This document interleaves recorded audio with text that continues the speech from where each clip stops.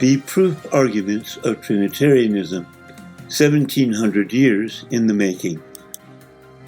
Down through the centuries, the doctrine of the Christian Trinity has amassed a mind-numbing array of false arguments with which to maintain its death grip upon the beliefs of the majority of the 2 billion plus Christians around the planet. As a result, the average person feels ill-equipped to contradict or even question the Trinity doctrine, no matter how unreasonable or unscriptural it might appear to be.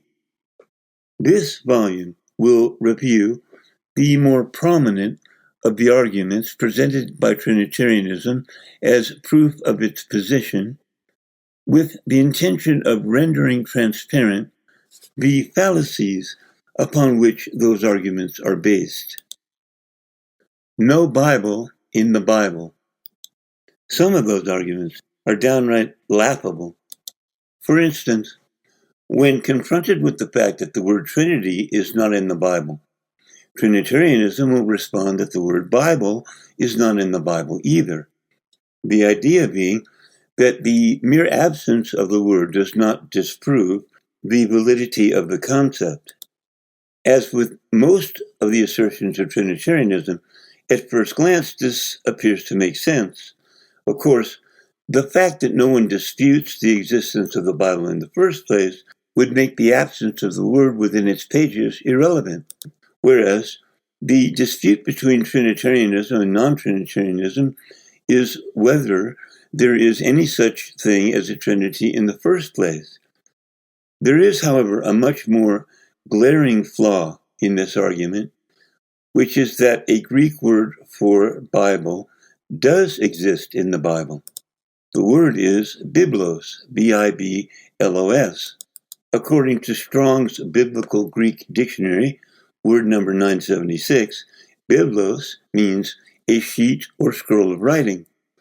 Most English translations of the Bible render it book, and the phrase the book, as it refers to the Bible, appears in both the Old and New Testaments. For example, Isaiah 29:18 says, "In that day shall the deaf hear the words of the book." In this instance, the book refers to, quote, the doctrines contained in the scriptures, Gill's exposition of the Bible, the words of Scripture, Pulpit Commentary. And many other commentaries make clear that in such instances, the book means the Bible.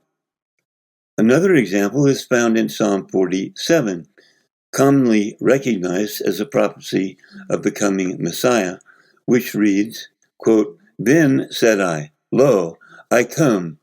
In the volume of the book, it is written of me." Several commentaries point out that this is a reference to the Bible as it existed at the time of that writing.